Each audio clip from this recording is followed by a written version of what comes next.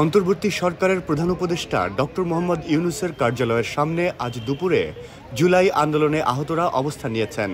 রাজধানীর তেজগাঁওয়ে অবস্থিত প্রধান উপদেষ্টার কার্যালয়ের সামনে মিছিল নিয়ে এসে তারা অবস্থান নেন।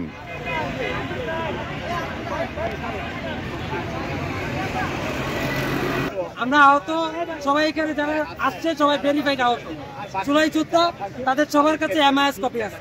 কর্মে যারা অক্ষম, যারা অঙ্গহানি হয়েছে বা ইন্টারনালি অঙ্গহানি হয়েছে তাদেরকে চাই এই ক্যাটাগরিতে রাখুক। আর যারা সুস্থ হয়ে গেছে এবং ৫-৬ মাসের মধ্যে যারা সুস্থ হয়ে যাবে তাদেরকে বি ক্যাটাগরিতে রাখতে হবে।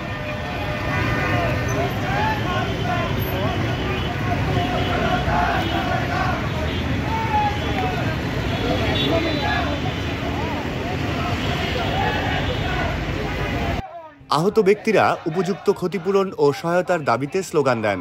আইন শৃঙ্খলা বাহিনী পরিস্থিতি নিয়ন্ত্রণে সতর্ক অবস্থানে রয়েছে। আমরা মূলত একটা বেসিক দাবি নিয়ে আজকে রাস্তায়, সেটা হচ্ছে সরকার যে ক্যাটাগরি বিন্যাস করেছে 3টা ক্যাটাগরি এ বি সি, আমরা সরকারকে স্মারকলিপির মাধ্যমে জানাইছি যে আমাদের ক্যাটাগরি 2টা করতে হবে। সি ক্যাটাগরিটা ভেঙে দিয়ে এ আর বি ক্যাটাগরি করা, যারা কর্মে অক্ষম, হাত পা চোখ হারিয়েছে তাদেরকে এই ক্যাটাগরি আওতা নিয়ে আসা, এবং যারা কর্মে সক্ষম অর্থাৎ এখন কিছুটা সুস্থ 5 বছর পরে সুস্থ হবে তাদেরকে বি ক্যাটাগরিতে রাখে। আর 2 ক্যাটাগরিকে সরকার এই ক্যাটাগরির জন্য মাসিক 20,000 টাকা সম্মানী ভাতা ঘোষণা দিয়েছে।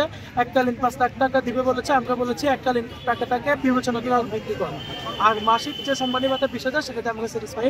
আর বি ক্যাটাগরিতে সরকার বলেছে এককালীন 3 লাখ টাকা সহায়তা প্রদান করবে। আমরা বলেছি সেটাকে বিবেচনা করে একটু বৃদ্ধি করা। আর মাসিক 15,000 টাকা সরকার ঘোষণা দিয়েছে সম্মানী ভাতা দিবে, আমরা সেটা দিচ্ছি।